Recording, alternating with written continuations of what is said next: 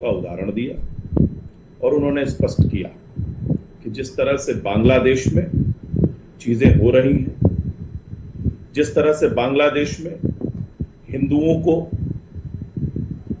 न जाति देखी जा रही, न धर्म देखा जा रहा, उनके ऊपर हमला किया जा रहा है। और सबसे बड़ी बात है कि मुख्यमंत्री जी ने अगर कहा तो वो लोग जो भारत में जय भीम जय मीम का नारा देते हैं, उन्होंने जो फिलिस्तीन की बात उठाते हैं वो बांग्लादेश पे खामोश है। अरे जब वहां हमला किया जा रहा था तो मीम और भीम नहीं पूछा जा रहा है। तो माननीय मुख्यमंत्री जी ने तो बहुत स्पष्ट कहा कि ऐसी ताकतें जो आपको तोड़ना चाहती हैं, जातियों में बांट के आपको कमजोर करना चाहती हैं, उनके खिलाफ आपको मजबूती से खड़ा होना है।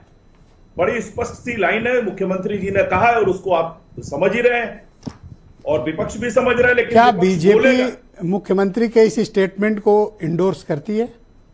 नहीं, बिल्कुल माननीय मुख्यमंत्री जी ने कहा है तो क्यों नहीं इंडोर्स करेंगे। माननीय मुख्यमंत्री जी हमारी पार्टी के नेता, हम क्यों नहीं इंडोर्स करते इस बयान को?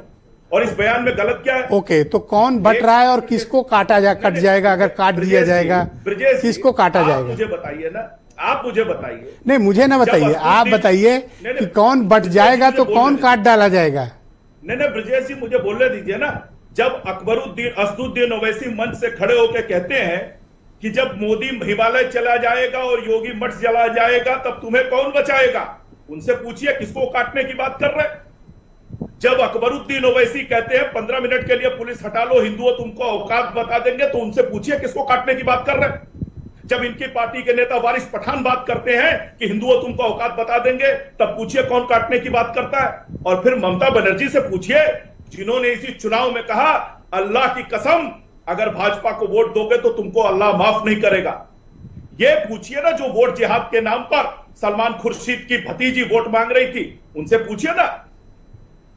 तो अगर मुख्यमंत्री जी कह रहे हैं तो वो सांप्रदायिक हो गया। तो अगर हिंदू बटेगा, खुलेआम धमकी दे रहा है। ओके, एक सवाल ले लीजिए।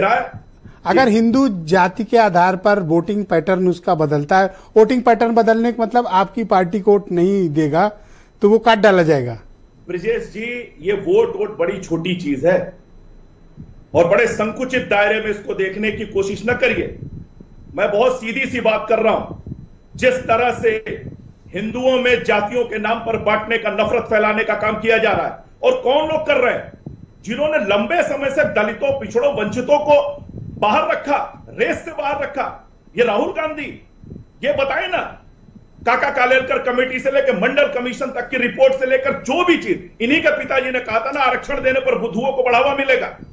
तो ये 69,000 शिक्षकों को तो आपने 10 दिन हो गया है ओबीसी ये तो प्रदर्शन कर रहे हैं, इनको तो न्याय नहीं दिया।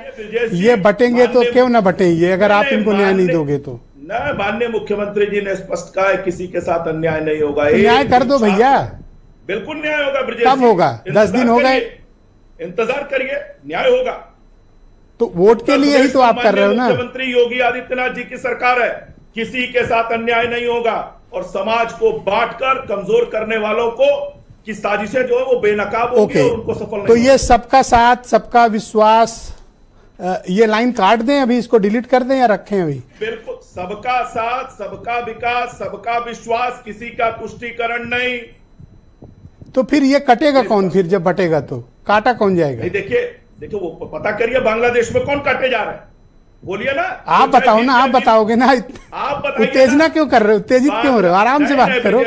कटेगा कौन? बांग्लादेश में कौन काटे जा रहे हैं? आप बताओ ना, भारत सरकार बताएगी कौन काटा जा रहा है। बता तो रहा हूं आपको। भारत सरकार का एक स्टेटमेंट नहीं है। उनसे पूछिए, जय भीम जय मीम वालों से पूछिए ना, भीम मीम का नारा क्यों नहीं लेके जा रहे हैं वहां?